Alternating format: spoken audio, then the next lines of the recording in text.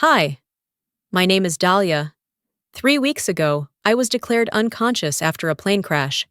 What they didn't know is I woke up 3 days later and stayed quiet on purpose. Why? Because the people who were supposed to love me, my own sister, my husband, were using my silence to erase me. Legally, financially, publicly. They rewrote my medical file, transferred my patents, held meetings to vote me out. And all I could do was lie there, blinking. What kind of family plans your funeral while sipping champagne on your company's rooftop? Would you stay silent too, just long enough to catch them in the act? Or would you let them bury you and walk away with everything? I remember that room. The way the light hit the glass table, the sound of fingers tapping impatience into the polished surface. The boardroom at Neurovive always felt like a place where decisions were made, never questioned. That day, though, it felt different. The air wasn't tense, it was tight, like someone had sucked the oxygen out on purpose. Lorraine sat across from me, legs crossed, that same expression she wore in college when she beat me at anything. Calm, assured, and just amused enough to let me know she was winning. Marvin sat next to her, flipping casually through the proposal packet, but he wasn't reading. His eyes kept drifting toward me. "We just think," he said, soft and slow like a man trying not to startle a stray animal, "that stepping back, for a little while, would be good for you, for everyone." I leaned forward, keeping my voice steady. "I've built this project for 8 years. There's no everyone without me." Lorraine clicked her pen once. "We're not pushing you out, Dahlia. We're protecting the company from instability while you rest. You haven't been sleeping. You haven't taken a vacation in, 3 years? And this sudden concern for my well-being," I said, "just happens to come with a voting rights transfer request?" They didn't answer, not right away. Just exchanged a glance. That glance was everything. I didn't sign. I walked out. I could still feel their eyes on my back, but I refused to turn around. If I had, maybe I'd have seen it clearer, just how long they'd been preparing for this moment. 2 days later, I was boarding the company jet. Marvin had insisted I take the trip alone. "It's just a few days to clear your head," he'd said, kissing my temple. "Come back ready to lead again." Lorraine had smiled from behind him. "We booked everything for you. Just relax."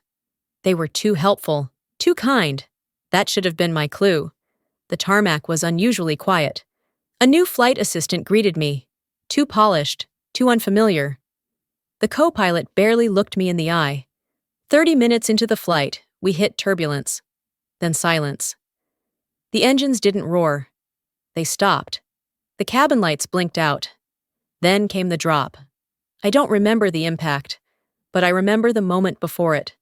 How cold the air felt, how I reached for the armrest, how my mind screamed without a sound. This wasn't supposed to happen like this. And then, nothing. When I opened my eyes, I didn't move. My body was there, but my thoughts were floating above me. I could hear beeping, the shuffle of shoes on polished floors. I could hear them. "Dr. Veers," Marvin said, voice too calm, too composed. "We'll need to keep her under, long term. It's for her sake." A new voice responded. Male, professional. "Of course. We'll continue the protocol. Reflexes remain minimal." I wanted to scream, to open my mouth and tell them I heard every word. But I didn't. Something in me said to stay still. That was the first time I realized the crash hadn't been the end. It was the beginning of a very intentional silence. They thought they could put me in a box, label me as resting, and proceed with whatever plan they had. But I was still here, listening, calculating. By the 3rd day, I could move my fingers. Slight twitches. I practiced with purpose, hiding every flicker from the machines. Every second I stayed quiet, I learned more. Like how Lorraine only came to check on me when the media was present, or how Marvin always left the room after giving updates to the staff.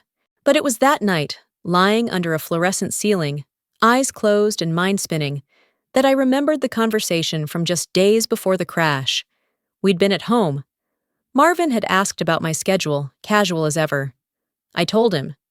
Lorraine had been in the room. She asked about my flight time, said she might send me something to read while I was gone. No one else knew. Not the assistant, not the staff, just them. And that's when everything clicked. The signatures, the urgency, the way they looked at each other during the boardroom meeting. They didn't just want me to take a break, they wanted me out. I didn't know yet how far they were willing to go. I didn't know how much they'd already taken, but I knew one thing. They hadn't expected me to survive. And now, I had only one job, to make them believe I hadn't. The hardest part wasn't the silence, it was the pretending. Every hour that passed, I rehearsed stillness like it was survival. I trained my breathing to stay shallow, just enough to keep the machine satisfied.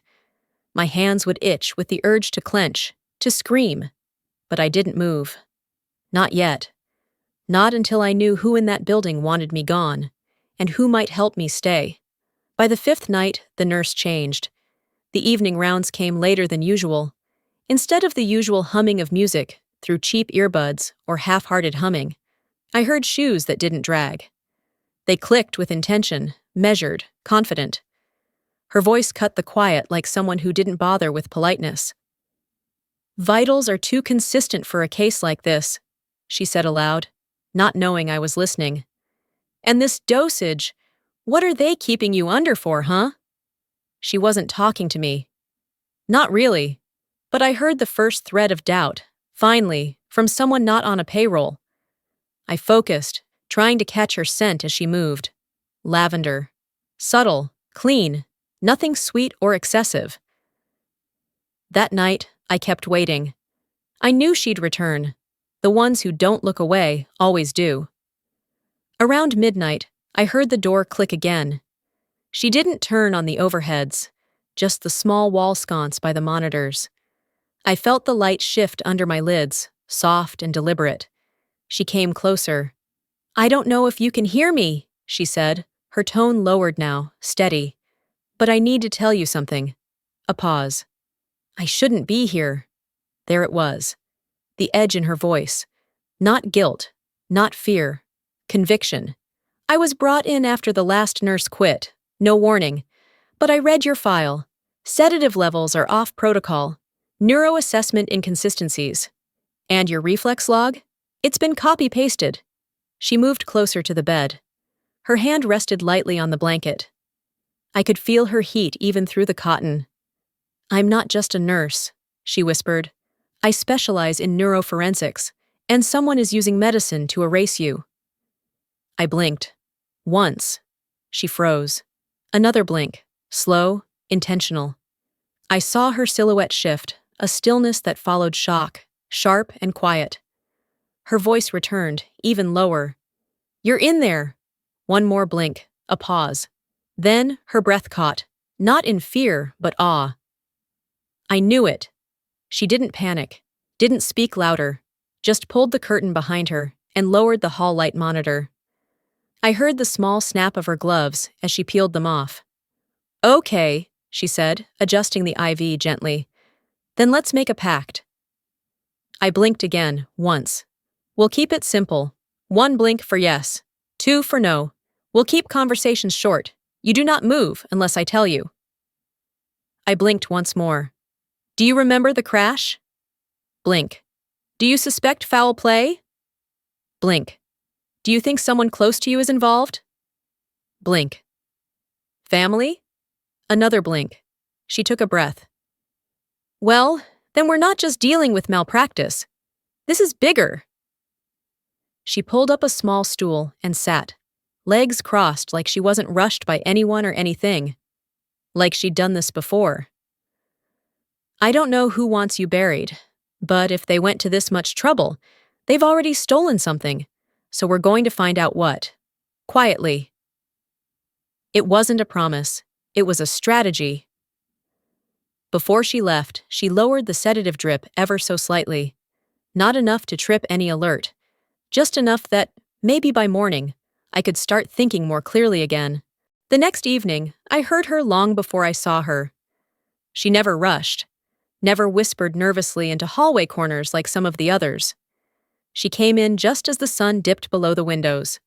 She slid a file under my pillow. "Dosage chart," she said. "I compared it to the standard for your condition. They've been increasing it gradually, since day 3. That was the day I woke up. "And here's the log from your previous nurse," she added. She noted spontaneous hand movement, before her resignation. She adjusted the monitor again, casually. "I'm reducing your dose another 5%. No one will notice. But by tomorrow night, you might be able to signal with more than just your eyes." I didn't blink this time. I didn't need to. The silence between us was full. I heard her leave and shut the door with her usual precision. Somewhere down the hall, I heard Marvin's voice. I stayed still, memorizing his cadence, his footsteps, his words, just out of reach, but his presence clear. He still thought I was gone. I wasn't. And now, I wasn't alone, and that made me dangerous. The next afternoon, the hallway outside my room filled with that kind of hushed, anticipatory quiet you only notice when something's wrong, or someone's pretending everything's right. I didn't need to open my eyes to know who had arrived. Lorraine wore a particular perfume, crisp and sharp, something she said made her smell expensive but untouchable. I used to laugh at that line. Now, I found it chillingly accurate. She stepped inside like she belonged there. No hesitation, no checking if I was awake. To her, I was a fixture, part of the furniture she was already redecorating around. "It's so quiet in here," she murmured. "Too quiet, even for someone like you." She sat down beside the bed, the leather of the chair creaking slightly as she crossed her legs. I heard her take a breath, measured, rehearsed.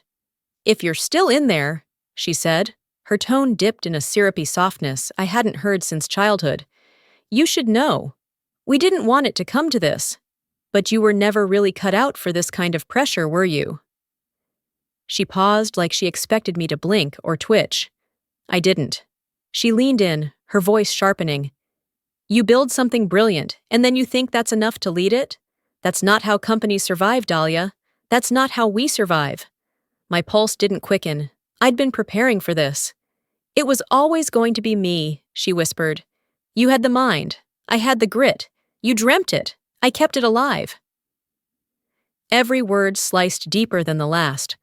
Not because it surprised me, but because it didn't. A few moments passed.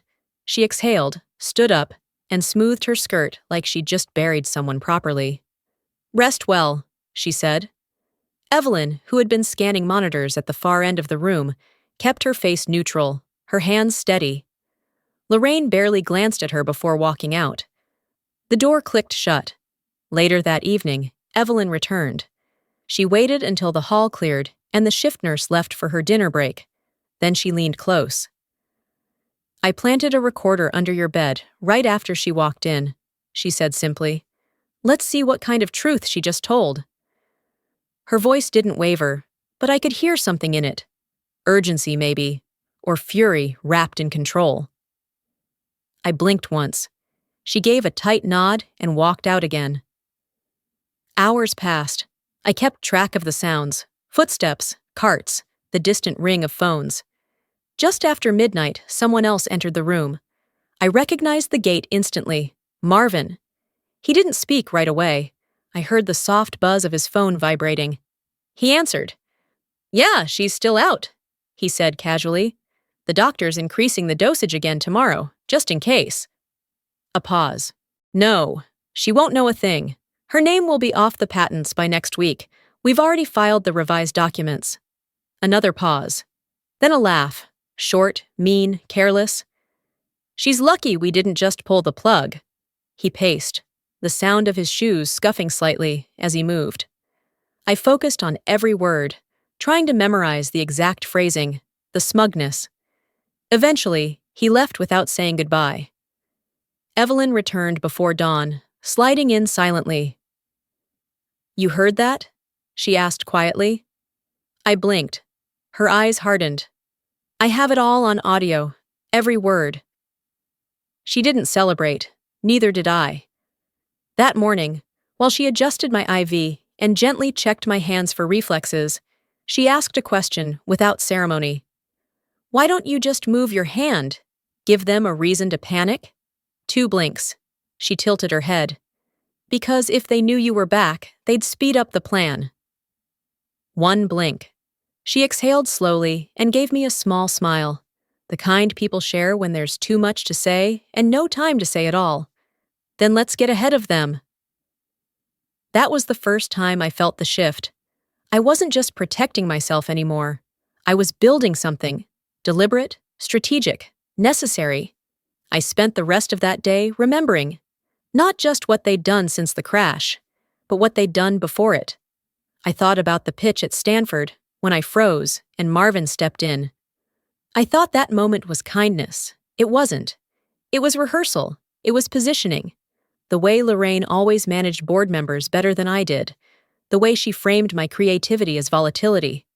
My risk-taking as irresponsibility. They'd been moving the pieces long before the crash.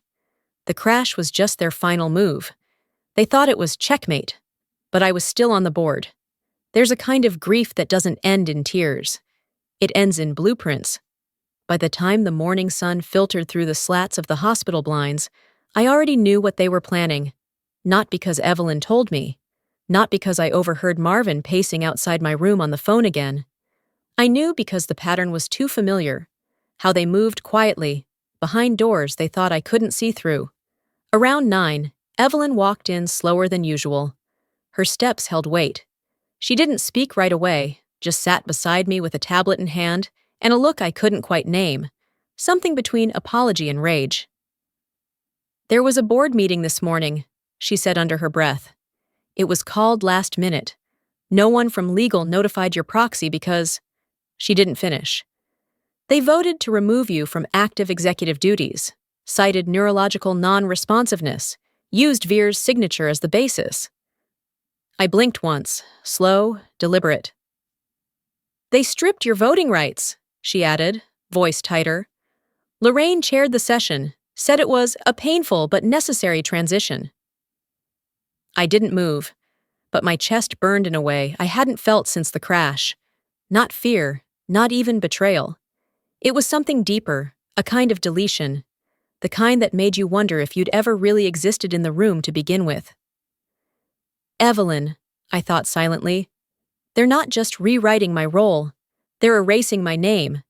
She adjusted my IV and leaned closer. "They recorded it. I got a copy of the call-in log from IT. I'll pull what I can." That afternoon, the hospital room was quiet again, until she returned with a single daisy in a paper cup. She placed it on the tray table beside my bed. "Happy birthday," she whispered. "I figured they wouldn't say it." I blinked once. My eyes didn't sting. That part of me had long since gone numb. She tapped her screen. "Neurovive just pushed out an internal announcement. A new era of leadership begins today. No mention of you, not a word about your work, not even a photo." I turned my gaze, barely, to the monitor on the wall where the announcement scrolled. Clean branding, optimistic slogans. Lorraine's name at the bottom, signed as Acting CEO. Evelyn didn't speak again. She simply noted in her chart, "Patient alert. Reflexive eye response consistent. Sedation levels remain elevated, but signs of increasing awareness are evident." That night, around 7, Marvin walked in. Evelyn had already stepped out, probably a shift rotation. Or maybe she gave him space on purpose. He came alone, no flowers, no laptop, just him, in his usual tailored jacket, sleeves cuffed like he'd just finished doing something important. He stood at the foot of my bed for a long time, silent. Then, finally, "I don't know if you're still in there, but if you are—" He trailed off. I waited. "This wasn't about you," he said. "It was about keeping the company alive. You built the idea, Dahlia, but ideas need managers, not martyrs." He walked around the side of the bed. I felt the air shift when he got closer. "If you ever wake up," he added, "I hope you'll understand. This is business." Then he placed his hand over mine, familiar, steady. but it felt like someone pressing down a lid. It didn't offer warmth. It asserted control. I wanted to flinch. I didn't. Once he left, Evelyn returned, eyes scanning me before saying a word. "They're not slowing down," she whispered. "We have to catch up." Later that evening, when the halls had quieted and the hospital lights had dimmed to night mode, Evelyn sat cross-legged on her floor, laptop on one side, a tangle of printed charts on the other. In the dim glow of her apartment across town, she typed methodically. Patient, Dahlia Marin. Condition, misrepresented findings, altered medication logs, unauthorized diagnostic entries, conflicting neurological evaluations. She encrypted the file and saved it to a drive labeled in thick black marker, "Do not delete, truth.pdf." Then she opened a small cloth-bound journal and wrote one line. "If something happens to me, she'll still have her story." And in my room, back beneath the low hum of machinery, I lay still, not because I was afraid, but because I was gathering strength. You can survive a plane crash, but surviving being forgotten, that takes another kind of strength. By the time the hospital quieted down again, I was done waiting. My body was still stuck in that bed, but my mind was moving, plotting, connecting dots. They thought I wouldn't live long enough to see aligned. At 2:15 in the morning, I heard the faint electronic chirp from Evelyn's tablet in the break room. She was back on shift, which meant the others had gone home. The hallway cameras blinked quietly in their corners. Nothing about the place felt unusual, except for her. She slid the flash drive into the locked terminal near the staff refrigerator, shoulders square like someone who had made up her mind and wasn't going to ask permission. I couldn't see her, but I could picture every movement. She'd spent the last few nights collecting what they tried to bury. Now she was digging it back up. The sound file started playing, faint voices pulled from the security feed. At first, nothing but static and hallway chatter. But then I heard it. "She's stable," Veer said, in that clinical, rehearsed tone of his. Marvin's reply came seconds later. "Then keep her quiet. We're almost there." The silence after that line was louder than the machines monitoring my pulse. Evelyn didn't react with gasps or panic.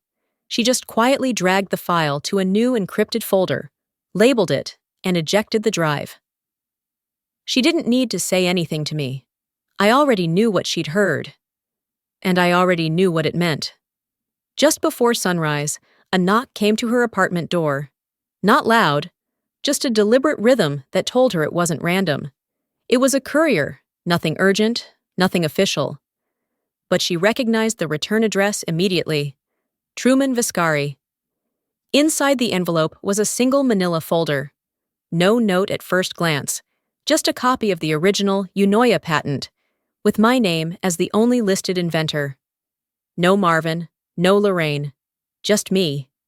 Tucked between the pages, a yellow sticky note. "Something's not right. Thought you'd want this." She didn't put it on her desk. She didn't leave it in a drawer. Evelyn took the folder, crossed the room, climbed up onto the counter, unscrewed the vent cover near the ceiling, and slid the document deep behind the filter. Some people hide things in safes. Evelyn hides them where no one thinks to look. Back at the hospital, around 3:30 p.m., she laid the papers in front of me one by one. She didn't rush. She didn't narrate. Just quietly let me see what they were trying to make disappear. I blinked once. I remember it. I blinked again. They changed it. A moment flashed through my mind. The lab, 3 years ago. Marvin standing over my shoulder, watching me diagram neural interface layers on a whiteboard. Back then, he told me, "You're the face of innovation, but I'm the bridge to reality." He asked to co-sign the patent for credibility. I thought he was supporting me. Now I knew. It was his first step toward ownership. That's when I felt it. Not just anger, not even grief.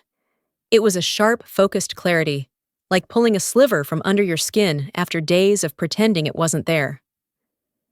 That night, while the nurses rotated and the evening crew clocked out, Evelyn sat in her tiny office down the hall, headphones in, screen open. She built a file the way engineers build pressure systems, layer by layer, sealed tight. She documented every deviation, time-stamped videos, the sedative logs, the altered diagnosis codes, Marvin's voice, Veers's report inconsistencies, Lorraine's sudden elevation to acting CEO. She saved it to 3 separate flash drives. One went into her locker, one in her bag. The third, uploaded to a secure cloud drive labeled, "If I disappear."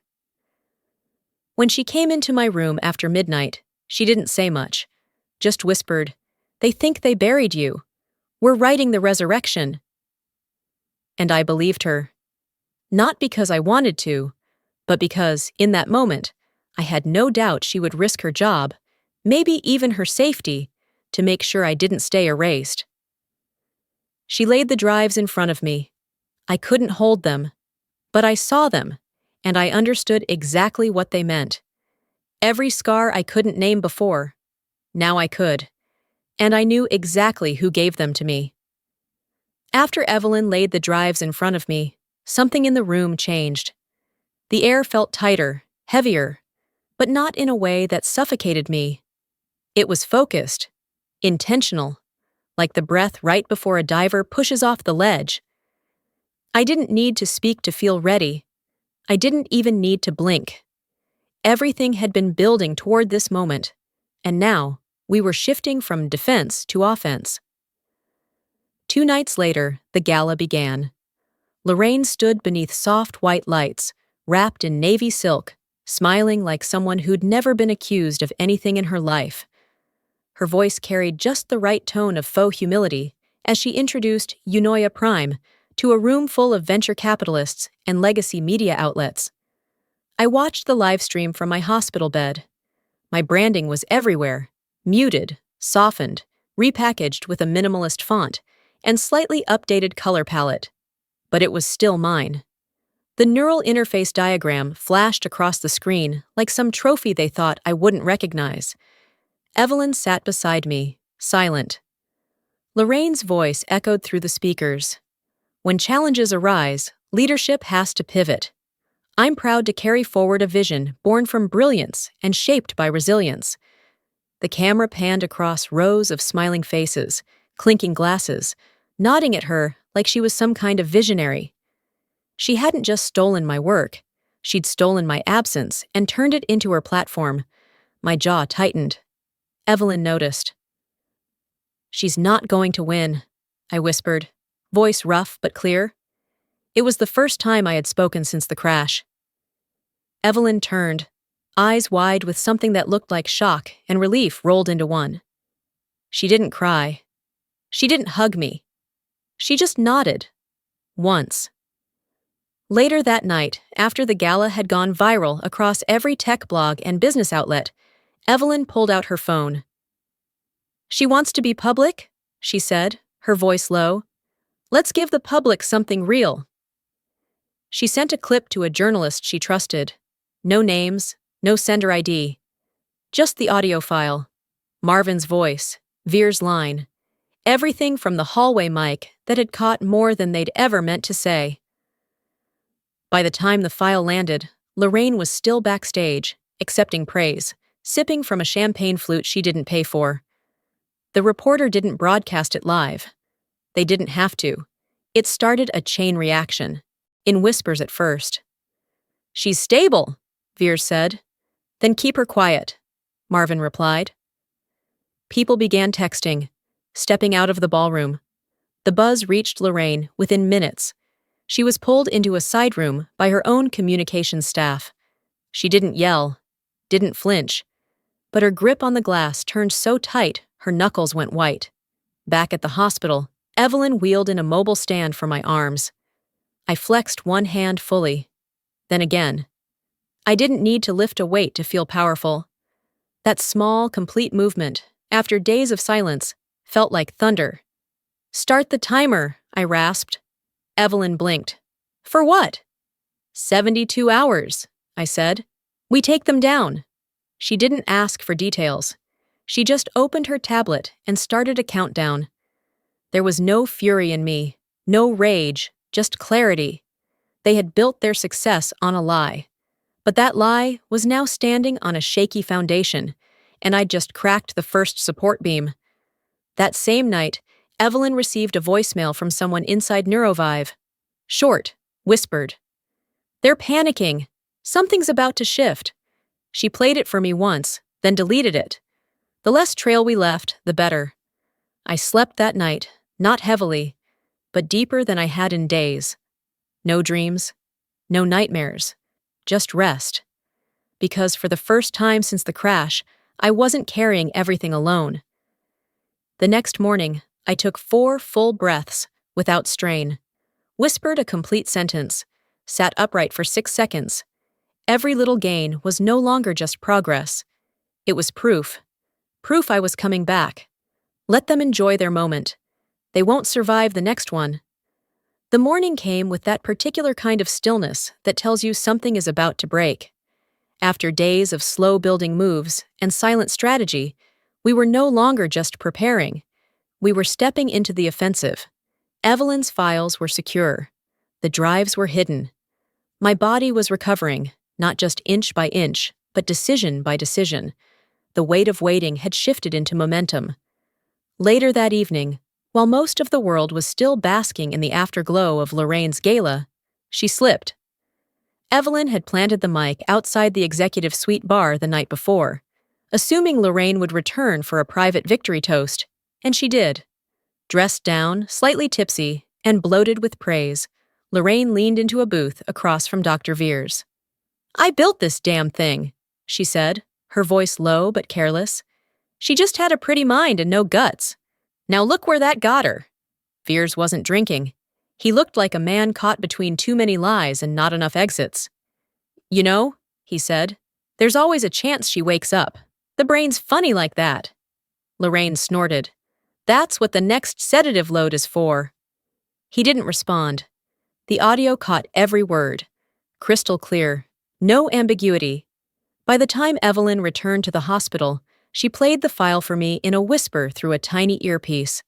I didn't blink. I didn't need to. The room itself felt sharper. "They're losing control," she said, "and she doesn't even see it." The next morning, as the light filtered into the break room, Evelyn stepped away to grab coffee. That's when Noel Spinks appeared. He hadn't been scheduled. He wasn't wearing his badge. He walked in like he didn't belong, but like he needed to be there.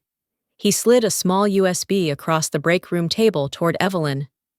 "I shouldn't be here," he said quietly, "but I saved this, just in case." Evelyn picked it up slowly. "I flagged some irregular access logs months ago. Marvin's credentials were used to overwrite the patent archive. At the time, I didn't know what it meant." He paused. "But the ownership tag? They scrubbed it. Reassigned it to Lorraine? Timestamped? Tracked? This drive proves it." She said nothing, only nodded once and gestured for him to go. As he walked out, Evelyn turned to the glass window where my reflection hovered like a shadow. "We don't need a headline," she said quietly. "We need a takedown." That afternoon, I found my voice again. Not just a whisper, not just one word. "She thinks I can't come back," I said. My voice still rasped, but the air around me shifted as Evelyn turned from her tablet to face me. "Let's make her afraid I already have." She didn't ask if I was sure. She simply opened the patient log and typed one sentence. "Patient is verbal, coordinated, intact." Those 3 words wouldn't go to the official chart, but they went into our plan. By the time evening came, Evelyn was already in her apartment, lights dimmed, laptop open, 3 external drives lined up like dominoes on her desk.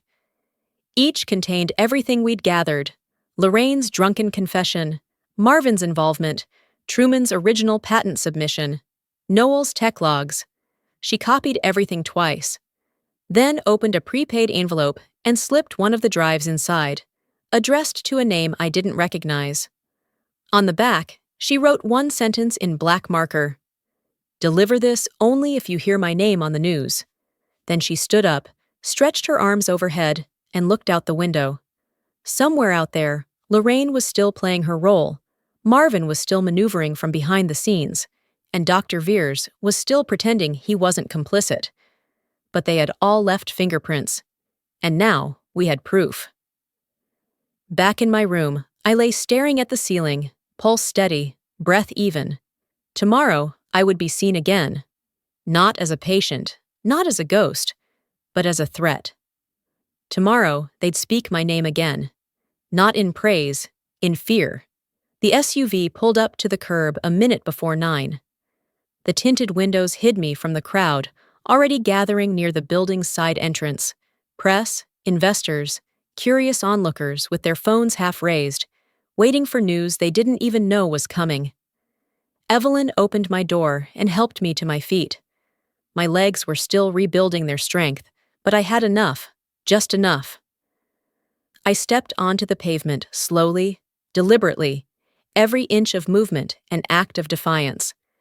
No one had expected me to be here. Not today, not like this. We took the back elevator. The receptionist barely glanced up until she saw me, and then she froze, hand suspended midair over her keyboard. I didn't stop. On the 15th floor, the doors opened to the boardroom. It was already in session. Lorraine stood at the head of the table, her arms outstretched in practiced grace, finishing her opening remarks. Marvin sat beside her, suit crisp, face calm, that practiced political smile he always reserved for rooms filled with money. A final transition of leadership, Lorraine was saying. In the wake of Dahlia's tragic condition, it's our responsibility to act with resolve. Chairs creaked as heads turned, and then they saw me. I walked in, upright, balanced, leaning just slightly on Evelyn's arm. Gasps rippled across the room like wind across glass. Marvin rose from his chair like someone had yanked him out of it. "You're not supposed to be here," he said. Not a whisper, a command that didn't land. I stopped at the head of the table, looked directly at him, and replied, "I wasn't supposed to survive the crash either, yet here I am." Lorraine tried to speak, but Evelyn stepped forward before she could. From her bag, she pulled out neatly labeled folders and passed them one by one to each board member. Truman Viscari appeared on the screen behind us via secure video call. His voice was calm, unmistakable. "What you're holding," he said, "is the original patent filing for the Unoya project. Sole inventor, Dahlia Marin. You'll find the timestamp and registration verification attached." Evelyn tapped her tablet. Audio clips began to play. First, Marvin's voice. "She's stable." Then Veers. "Then keep her quiet." Another file. Lorraine, tipsy and proud, whispering to Veers, "That's what the next sedative load is for." Nobody spoke. The silence wasn't respectful. It was radioactive. I didn't look at Marvin. I didn't need to. The chair beneath him did enough. It shifted, creaked under the weight of someone who knew his fall had just begun. Lorraine broke first. "You think this ends because you walked in with a few files and a dramatic speech?" I met her stare. "No," I said. "It ends with consequences." I didn't raise my voice. I didn't need to. Security entered without being asked. 2 officers waited near the back. They didn't touch anyone. They didn't have to. Marvin stood up on his own. Lorraine didn't. It took a board member standing from his seat and pointing to the door before she moved. As they were let out, Lorraine turned to me and said, "You'll never rebuild it without me. You were always the dreamer. I made it real."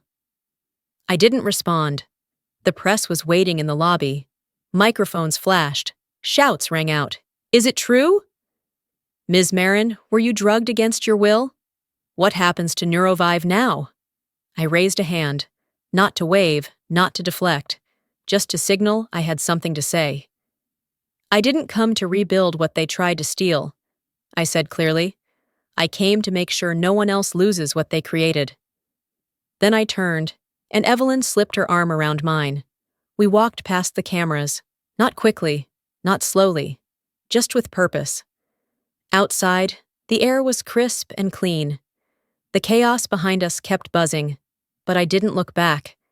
I didn't need to see them fall. I'd already felt it, We got into the car. The door shut with a solid click, like punctuation at the end of a sentence I'd spent weeks preparing. For years, I thought, I believed silence was safety. Today, I learned it can also be a weapon.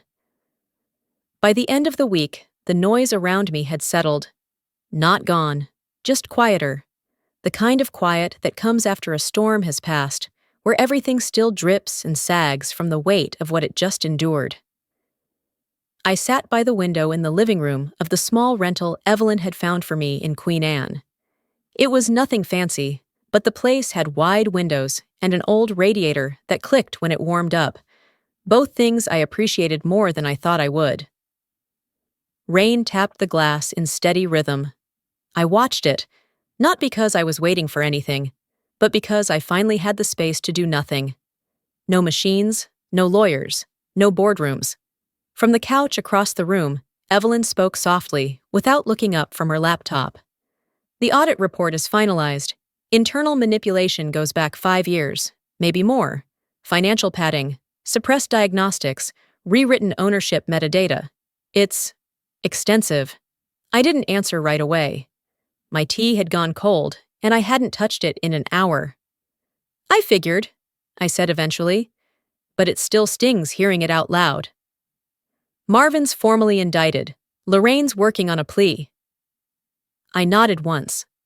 The words didn't spark joy or anger. They just landed like punctuation. Necessary, inevitable. Evelyn paused. Do you want to read the report? I shook my head. I already lived it. We didn't say much else that evening. Later, when she left to grab groceries, I stayed behind and let the silence do what it needed to. I didn't fill it. I didn't distract from it. I just let it breathe. A few days later, we walked into the newly leased space for the foundation. It had bare walls, dusty light fixtures, and only 2 desks, but it felt more honest than any polished suite I'd ever sat in. The plaque on the door was temporary. Soon it would read, Ellis Foundation for Creative Integrity. On one wall, we hung the first sketch I'd ever drawn of the Unoya interface. Wrinkled at the edges, the marker faded, but real. Truman called later that afternoon. He'd agreed to sit on the advisory board. Pro bono, he said. Consider it penance for not asking more questions when the filings changed. I told him I appreciated it. Then I told him I expected him to fight harder next time. He laughed. Yes, ma'am. Noel came by the next day, boxes of old cables and spare drives in hand. You're gonna need infrastructure, he said, dropping them with a thud, and someone who knows how to track a ghost inside a server farm. I smiled. Good. I'm building a home for people like us. He nodded, didn't say anything else, and got to work. That evening, a letter arrived. It was handwritten. No return address, but I knew the handwriting. Lorraine's cursive always leaned slightly right, like it couldn't quite stand up straight. I opened it at my desk, unfolded the paper. I thought I was the one saving the company from your delusions, she'd written. I still don't know if I was wrong. There was no apology, not even an attempt at justification. Just that. A final jab disguised as reflection. I didn't write back. I folded the letter carefully and slid it into a folder labeled unanswered. It sat between old court papers and printouts of press clippings. Some wounds don't bleed. They hum. A week later, I stood behind a lectern at the University of Washington. The room was full, students, professors, a few quiet journalists in the back. I was there to speak about intellectual property ethics. I never said my name. I didn't have to. Halfway through, a student raised her hand. She was maybe 22, smart eyes, honest voice. What if the people who took your work never admit it? She asked. I didn't hesitate. Forgiveness is optional, I told her. Boundaries are not. After the applause, I didn't linger. I left through the side exit, not to avoid attention, but because I didn't need it. Walking back to the car, I felt no triumph, just a soft steadiness in my step, like someone who'd been carrying something heavy for far too long and had finally put it down. I don't want them to regret what they did. I want them to know I kept walking anyway.